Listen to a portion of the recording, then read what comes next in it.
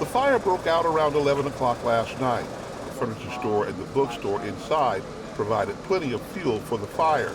The situation was dangerous for firefighters. The fire was burning very hot and the roof of the building collapsed. Fire crews had to go on defense to keep safe. It took several hours to get the 3-alarm blaze under control. This morning, crews still on the scene, putting out hot spots. One big worry, how long will the walls of this building hold up? I didn't have no idea until just now. I'm actually a little bit late, and that's why I didn't get a call. Justin Hayden had no idea the furniture store that had just hired him had burned. He arrived to work only to see the aftermath. A lot of people like this store. It's not like the big fancy, oh, we got this, we got that, putting it all out there. You come in and it's real homey, kind of like, I'll find another job. I always find a job, man. It's always a job out there. You just got to look. It's not a big deal. For Susan Oken, the loss of the building was more sentimental. Susan remembers when the old building was the home of Keystone Pharmacy. A really nice place. Yeah, you go in and they say, hi, how are you doing? And then a little basket, and then you get your things, and in whatever, like Christmas or Easter, they have some things there, or little gifts I can give my family. And I go, oh my gosh, it's demolished. And I thought, how can this happen? I was not wanting to be here. I didn't want to see anybody. I kind of quit eating. When Anna Spiker was admitted to short-term rehabilitation, the last thing on her mind was getting better. I was probably pretty close to death. She was overweight, had a feeding tube, and couldn't get out of bed on her own. That's pretty easy, isn't it?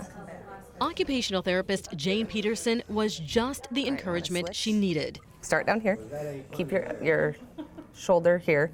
Jane was part of Anna's critical rehab team at Fremont Health's Dunklau Gardens. Now, a rehab team like Anna's usually consists of a physical, occupational, and speech therapist. There's also nurse and nutritional staff, along with the social worker. Most importantly, this group all works together with the patient's family to make sure every aspect of that patient's needs are being met. It can be a challenge. Just working on activities of daily living that a lot of us take for granted, sitting up, standing, going to the bathroom, getting ourselves dressed. I did a lot of therapy at the beginning in bed. Okay.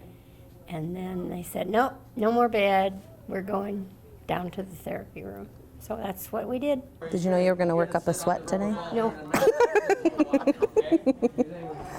No, but that's all right. Soon, Anna's therapy was met with a smile.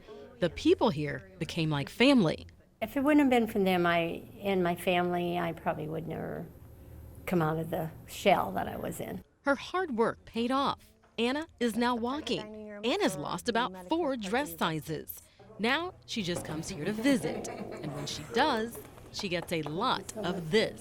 You bet. You look great. Keep up the good work. It's wonderful now.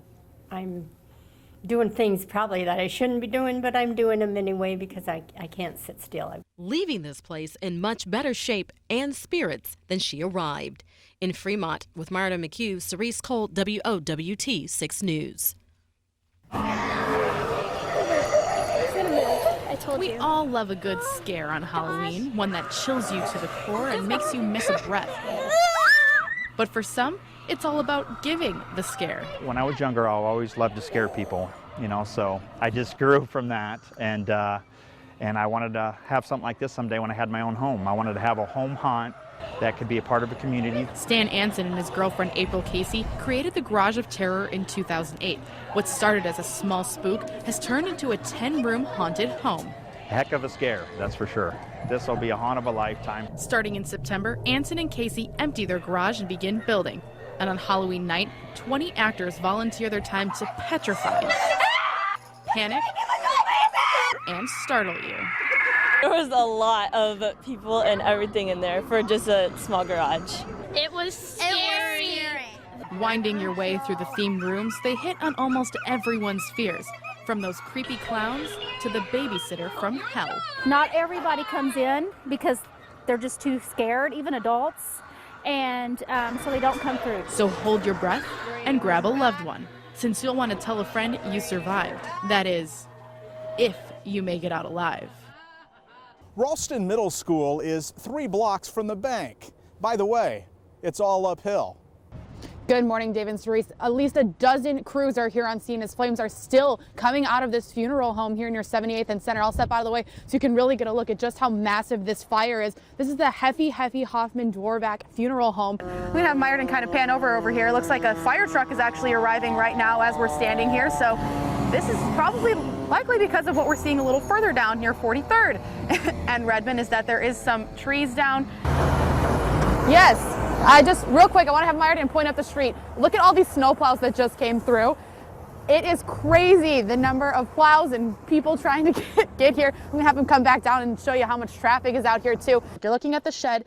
I'm walking this way. I'm gonna have Myrddin kind of pan over. This is how far he ran to try to get into his home to try to save himself from this tornado. He wasn't able to get there. Instead, he got to this tree, grabbed on for dear life, and says that this is actually what helped save his life. The tent is up, the runway is ready, and now all we need are models that are probably a little better than I am at walking this runway. While millions watch the swim trials on their one TV at home, a small handful get the honor to watch it on 80 different screens. Well, it's a real puzzle. A puzzle that only Tommy Roy can piece together. As the lead producer for the swim trials, it's his job to tell the visual story you see at home. From the photo finish at the wall, That we kind of know how the races are going to unfold. Now, a third of the time, we have to throw that out the window and just go with, reacting to live sports. It's unscripted. to the moments only one of the 80 monitors is capturing. The emotions, capturing the emotions of the athletes, the ones that make it to Rio and those that don't, and their families and their coaches. To do it, Roy manages a staff of over 100, follows 23 cameras, and listens to 14 voices in his ear. One of those you'll likely recognize. This will be my 6th Olympics doing swimming. Dan Hicks calls the action for NBC a privilege he doesn't take lightly. It's a lot of research, it's a lot of dedication from not just me, but we've got a great support staff of people who put together bios, send us articles year-round. Go back.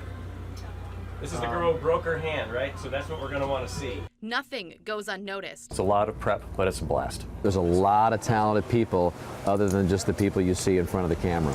And together they bring you the best images. When the Olympics come around, it's must-see TV. I get pretty fired up in here. I get choked up, too. From Omaha all the way to Rio. With photographer Myrddin McHugh, Jenna Janes, WOWT 6 News.